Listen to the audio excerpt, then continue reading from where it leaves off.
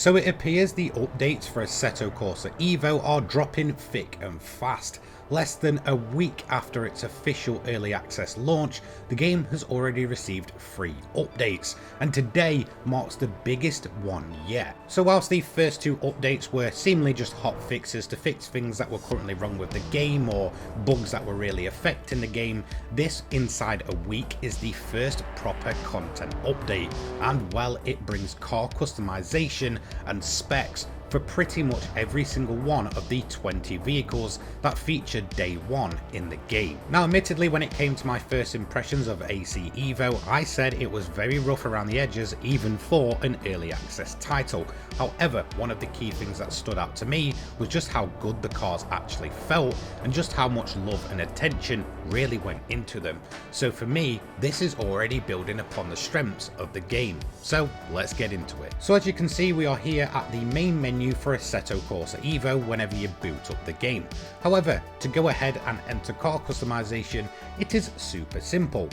So to access it, all you need to do is go over to the vehicle tab, and you can either customize the car you've currently got selected by selecting customize vehicle, or go into the garage and do it that way by selecting a specific car you want to work on. So I'm going to take you around the customization here for the Abarth 695. Now as you can see, we only have a couple of options here for it. Now the first is brake caliper color. Now you can do OEM or the original from the factory, or you can go ahead and do custom as well and do really any color that you do so wish. Now for me personally, I just prefer the OEM parts because I think, you know, that's the kind of way it's intended to be, and if I'm speccing out a car, I want to keep it as close as possible. Of course, you do have multiple options as well when it comes to the wheels. Sometimes you'll be able to change the wheels for that specific model, or you may just be able to change the color. Now as you can see here, when it comes to the Abarth, there isn't too much we can actually do, you know, things like customizing the actual brake calipers and the wheel color, and really that's your lot. But you do have some extra customization options in there when it comes to the color themselves. As you can see here for the wheel, we can go ahead and just choose what kind of finish we want with things like roughness, clear coat, flakes and metalness. There's all sorts and everything you can do to really customize every single individual part of the car that is available to you to customize. So I really do like this idea of being able to sort of make that car your personal car that you want to go ahead and race with. And as you can see as well, you can pretty much change the body colors for every single vehicle. You do of course have your factory colors as well as your custom colors. Now for me, I do prefer the factory colors. I just think again, they just look smarter, and especially when we've gone for something like the Abarth here with the kind of yellow brake calipers and the white wheels, I think something like this kind of yellow hint that we have here straight out of the factory looks absolutely awesome. And of course, if you just go ahead and apply it and save it, that will then stay on the vehicle itself. So anytime you load up that car, it'll be then specified to your liking. So with a basic overview as to how it works, let's check out some more vehicles. So next up, I wanted to customize one of my personal favorites in the game, the Alfa Romeo Giulia. This has some very awesome and very specific specs that we can go ahead and customize. So let me show you. Okay, so here we are in the garage. This is where we're going to customize the car. We have exterior, interior and wheel customization options here, and the first thing I'm going to show you is brake caliper decal color. Now of course we have the Alfa Romeo branding on the caliper itself, and even with the finer details of this specification system, we can actually go ahead and just change the color of the writing. That is how deep the detail in this game goes at times. It's pretty insane. Now for me personally, I'm just going to go ahead and keep that white. We then can choose the brake caliper color.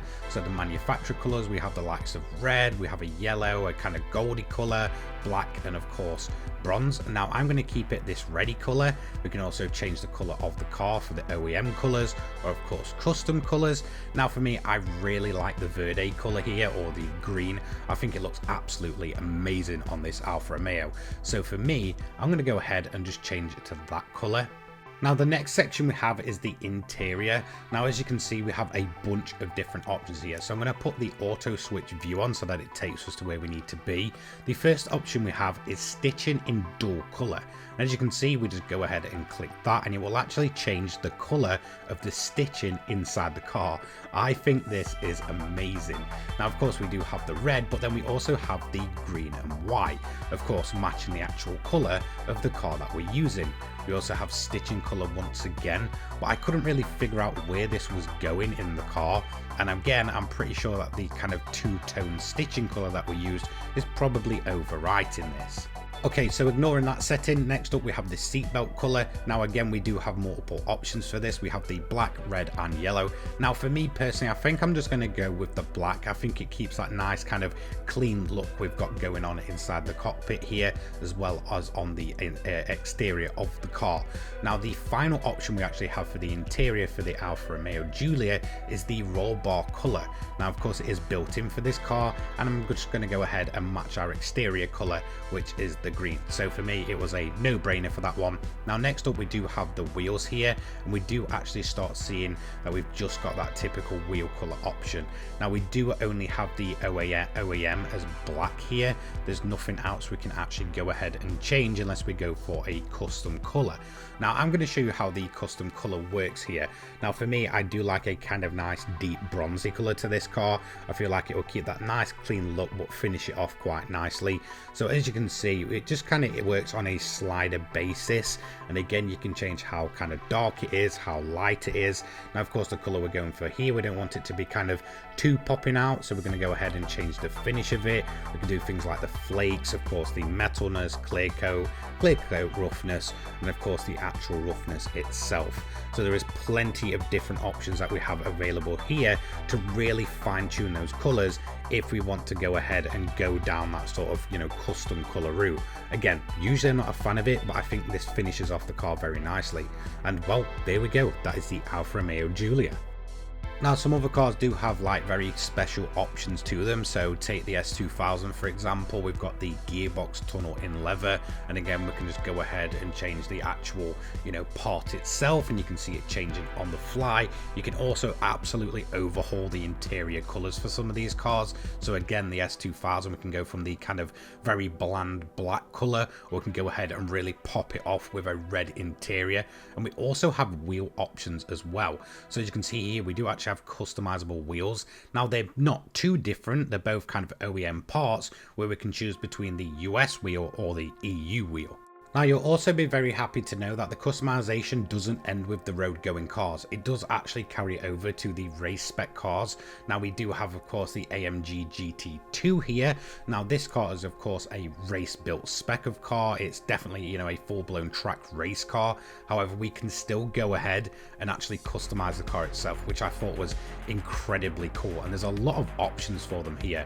You can even change things like the headlight color.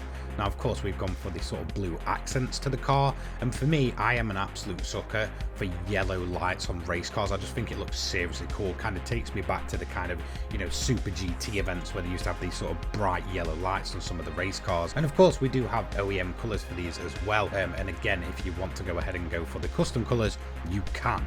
Now honestly, I thought the specifications of cars would just be limited to the road cars. It was announced prior to the actual game's launch that this would be the case, that we can spec them out, and to see it actually carry over to the race cars is incredibly cool, and I really do rate that. It's really good attention to detail.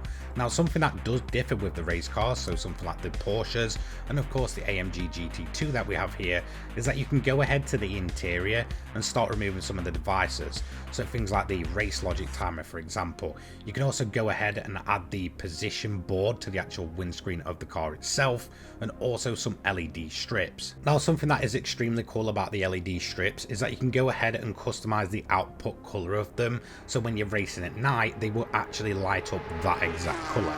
Now something else that you can also do with the race cars, so again the AMG or the Porsche, is actually add the endurance spec front bumper to the cars, again just giving the car an entirely different look, and it really can change things up. Now of course, if it wasn't obvious, not every single car has the exact same options, and in fact some of them have incredibly unique options. So take the Hyundai i30N hatchback. Now this does have a very cool option. So if we head over to the parts option, we actually have the option to toggle on the DCT gearbox. Now, as you can probably notice, this swaps it from a full-blown manual to a flappy paddle shifter. Again, seriously cool attention to detail, and it is fully functional. Now, another car that I thought had a seriously cool bunch of options was the Toyota GR86. Now, we do actually have different wheels here. Of course, they are just manufacturer ones, but they do go ahead and really change up the look and the style of the car. But the coolest thing I found for this was actually the ability to put a track pack on it, where you can see where it really lowers the car out. I think it looked awesome. So there we go, that is just some of the car customization update stuff that's available for Assetto Corsa EVO now. Now, of course, this does go across all of the day one cars in the game. You can also go ahead and transfer that over to some of the more specified cars as well. So if there's maybe something like the Giulia with a different livery on, you can go ahead and change up bits on stuff like that. So it really is across the board for every single car and every single variation to really put your own personal twist on them. I think it looks absolutely fantastic, and I'm excited to see what comes even later down the line.